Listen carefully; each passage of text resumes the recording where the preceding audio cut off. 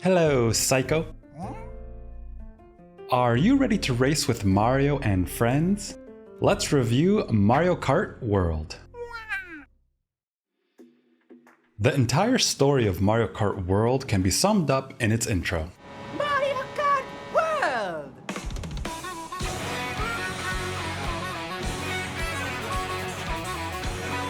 It was dumb! It was obvious! It was pointless! It was short!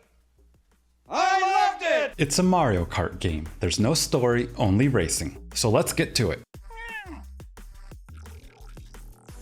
Mario Kart World is the 9th iteration in the Mario Kart series and follows up on the great driving gameplay of Mario Kart 8 Deluxe. So, needless to say, the controls feel as great as ever. If you've played the series before, you'll feel right at home. You can drift across corners for a speed boost when you let go, and timing your jumps as you take ramps or leap off edges will also reward you with another speed boost. Like in Mario Kart 8, if you jump off a high cliff, your kart will convert into a glider of sorts, but instead of simply floating across the world until you land lightly on the ground, in Mario Kart World, your car has wings. You can't exactly fly, but it does give you a lot more control and maneuverability whilst in the air. Hey, Buzz!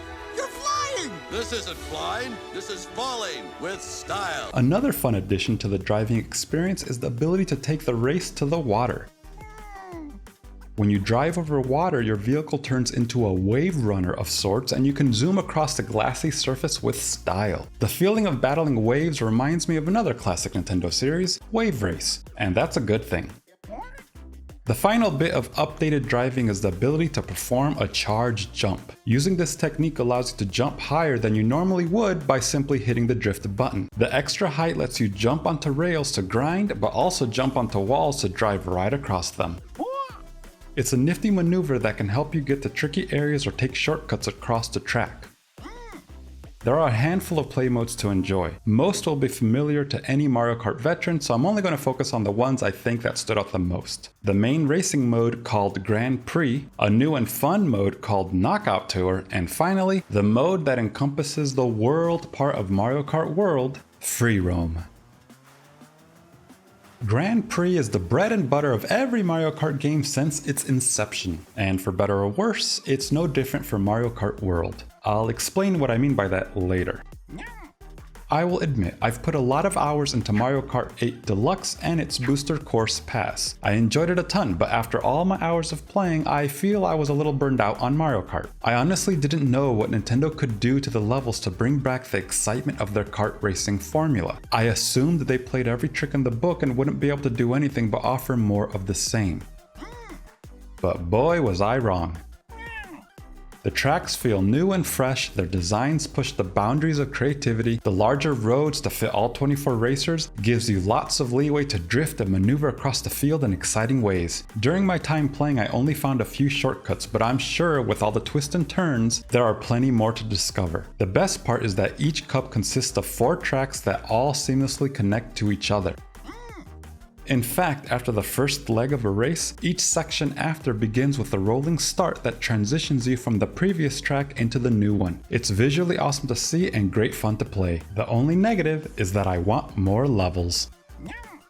I want more combinations of tracks that blend into each other. I hope another Booster Course Pass is in the cards, and I hope even more it won't take 8 years to come out. Knockout Tour is a brand spanking new mode for the Mario Kart series and it's my favorite. It has all the great driving of the Grand Prix, but instead of racing against all 24 drivers for each leg of the race, only the strong survive. When a section begins, you're given a minimum place you have to match or beat in order to qualify for the next round. The first round you have to be in the top 20, the next round in the top 16, and it gets lower and lower until the last round, which only allows for the top 4 racers. If you don't meet the criteria, you're disqualified after the round. Race over. But if you do, you keep on racing. The best part is that there's no loading time or break in between rounds. Because the racetracks lead into each other, as soon as you pass the finish line for one track, you keep on driving to the next. No break, no restart, just drive. It's a non-stop thrill ride fighting to qualify for the next leg and finally fighting for first place. It's a fantastic mode that really ups the fun and excitement of the Mario Kart series. And just like with the Grand Prix mode, the only drawback is I wish there were more tours to race. I wish we could somehow mix and match levels with each other to create all sorts of fun knockout tours. But if the only complaint is that I wish there were more of it, that's not bad at all. And now to the largest and most compelling mode added to the Mario Kart World: Free Roam. Free Roam lets you explore the entire racing world at your leisure. Not only can you drive around all the tracks you normally would race in, but you can drive all around the land that connects each track to each other. You can go off-roading across the fields in front of Princess Peach's castle, or traverse the rough seas surrounding an abandoned shipyard. You can even drive alongside some dinos in Mario Kart's version of Jurassic Park. Welcome to Jurassic Park. As you explore the map, you'll find Peach medallions to pick up, gold coins to collect, which unlock new cars, and mini challenges in the form of P-Switch missions. Driving into a P-Switch will trigger a challenge to collect all the blue coins that appear before the timer runs out. Some are pretty easy, while others require you to execute some pretty advanced driving moves. They're good fun and a welcome surprise whenever you see one. So far, this review has basically been nothing but praise for Mario Kart World. And it's well deserved. It's got a lot of good in it, and I want to make sure to give credit where credit's due. But Free Roam should have been the best mode amongst them all. You were the chosen one! Instead, Nintendo dropped the ball. For starters, there are no missions or guiding direction in free mode. I know I am a critic of overly cinematic stories in games. After all, I believe games are meant to be played and not watched. But a simple Bowser and Wario team-up story to steal all the princess medallions or something would have been nice to give a purpose to the exploration, something to aim for. You know what you need when you're trying to explore a big, beautiful world? Waypoints. The overworld map lets you teleport to each zone by simply clicking on it, but I don't want to teleport, I want to drive. So let me set up a waypoint on the map anywhere I want, and then guide me to that spot either in the game world or in the game's minimap. How is it that no one during the development of this game didn't think they should let users set waypoints? Aren't you embarrassed? As it is right now, if you want to drive to a specific part of the world, you have to jump in and out of the world map making sure you're going in the right direction, like a chump. What is this, the 90s, where road maps were still relevant? We have GPS in the real world, so give us the same in our driving games, Nintendo. Another major point of failure, in my opinion, is how characters, vehicles, and costumes are unlocked. Characters are unlocked by simply racing in the Grand Prix Cups. You don't have to come in first, you just have to finish and a character will unlock. There's also an item you can pick up while racing that'll temporarily transform you into a random side character, and the very act of transforming into that character will make them playable from then on. Vehicles are unlocked by collecting gold coins spread throughout the world in free roam and any of the racing modes. Every 100 coins you collect unlocks a new car. And finally, costumes are unlocked by picking up and eating special food items normally found in front of or near a Yoshi's Diner. Sometimes the food simply gives you a speed boost like a mushroom, but other times the boost is accompanied by a costume change. Normally, I wouldn't be against these methods for unlocking items in a Mario Kart game. In fact, if the Grand Prix and Knockout Tour were the only modes of play, I'd be happy with them. After all, each one involves playing the game and getting rewarded for your play, which I like. However, because free roam exists, I think they could have made earning new characters, unlocking new vehicles and outfits much more fun. Instead of unlocking characters by simply racing in a cup or being randomly transformed into one, why not have the unlockable characters spread all throughout the free roam world? And to unlock one, all we'd have to do is find them and complete their character challenge. For some, we might have to beat them in a one-on-one race. For others, maybe we'd have to master some tricky maneuver. The options for each character challenge are endless. Either way, it would add more excitement to explore the world, find characters, and challenge them to make them playable. And for vehicles and costumes, instead of unlocking them randomly with coins or picking up fast food, why not sell them in little auto shops and clothing stores scattered around the world? Since we're already picking up gold coins, let us browse and buy the new vehicles we want with the coins we earned. It can be Toad's mechanic shop to buy and even upgrade our vehicles, and Toadette's clothing store to buy outfits or unlock characters, and even customize their colors. And speaking of customizations, why can't we customize our cars? I understand them wanting to keep the main racing modes fair and balanced. It wouldn't be fun to race against someone online who's driving a tricked out kart that blows everyone out of the water on stats alone. However, this can easily be fixed by disallowing custom cars in any of the main racing modes. They can be purely free roam goodies. It's the same way Street Fighter 6 lets you create a fully custom character with custom movesets in their story mode. But as soon as you go online in ranked or even unranked matches, you're only allowed to use the pre-built characters. In free roam, we should be able to customize our vehicles by improving their stats, changing their tires, their colors, everything. If that means after enough upgrades we'd be driving around in a totally unbalanced and overpowered driving monstrosity, good. Let us do it. It's free roam. That's where we should be able to do it. In fact, they could even have an in-universe Wario version of the Grand Prix and Knockout Tour with multiplayer support and everything, but open to everyone's wacky cars, overpowered and unbalanced, and who cares? Just insane nonsense to let people race each other in their crazy builds.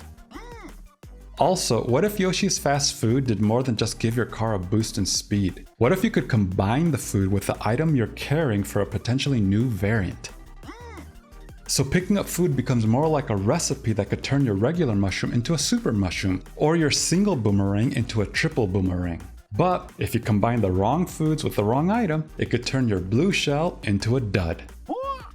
I can go on and on about what they could have done to make free roam the amazing mode it should have been. However, I'll stop because this video will never end. But needless to say, Nintendo gave us a bare minimum open world experience for Mario Kart and called it a day. They did not take advantage of the playground they created, and it's a shame. I don't have too much to say on the graphics of Mario Kart World. It's a great looking game. Nintendo has long since learned how to leverage artistic style over raw graphical power. They made Breath of the Wild look amazing and it ran perfectly on a Wii U. Know how I know? I played Zelda for dozens of hours on my Wii U. That's right, I was one of the 10 people who owned a Wii U and I loved it. And Breath of the Wild looked great and ran great on it. Why?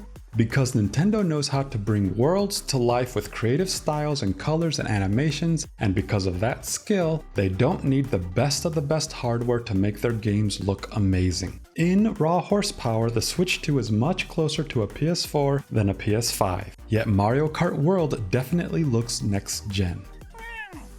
What it lacks in pixel density, it more than makes up with its large and vibrant world, with character designs that are as great as ever, and racing that is fast and furious. Coming up with a proper score for Mario Kart World was difficult. The racing is better than it's ever been, and I was genuinely surprised at how much I enjoyed the new levels and how fresh and exciting the driving felt. Knockout Tour is a blast and definitely my new favorite mode, and playing with friends, racing against each other, battling it out in any of the modes is pure magic. One of Nintendo's stated goals is to put smiles on faces, and with Mario Kart World they totally achieved it. At least with the main racing modes.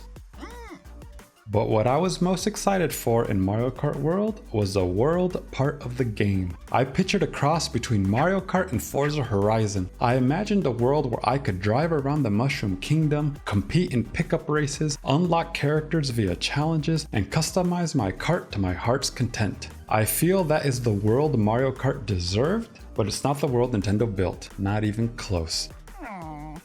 And so, after careful consideration, I've decided to give Mario Kart World a 3.5 out of 5. The evolution in gameplay from Mario Kart 8 is amazing, but for all the steps forward they took in Grand Prix and Knockout Tour, they really dropped the ball with free roam. In my humble opinion, if Nintendo wasn't planning on making free roam the star of the show, why call it Mario Kart World? Why advertise the game with an image that clearly hints at the world of racing to explore? If they had called it Mario Kart 9 and either nixed the free roam mode or admitted it was just just an afterthought and not a core experience, then I would have probably given the game a 4 or even a 4.5 off the racing goodness alone. But like with a cooking competition, if you put the food on the judge's plate, it shall be judged. A perfect cake score can be ruined by a bad batch of cookies the contestant decided to throw on their plate because they thought they looked nice. Well, Nintendo served up the world on our plates, and so I'm judging it. And my verdict is, this is not Mario Kart World. It's Mario Kart 9.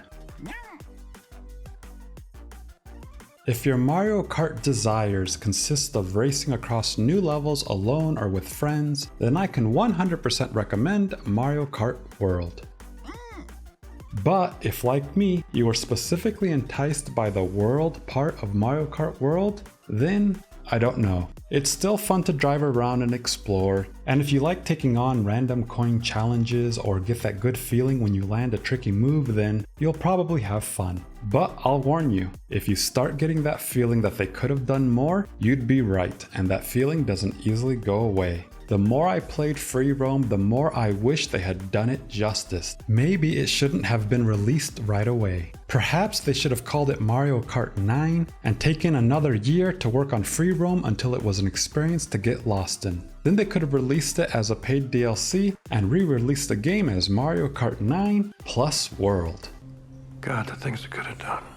I hope this is only the first step towards open world Mario Kart goodness. And maybe in a couple of years, an epic DLC will be announced that elevates Free Roam to the first class mode it deserves to be, and the dream of driving around the Mushroom Kingdom in all its magical glory could truly be realized.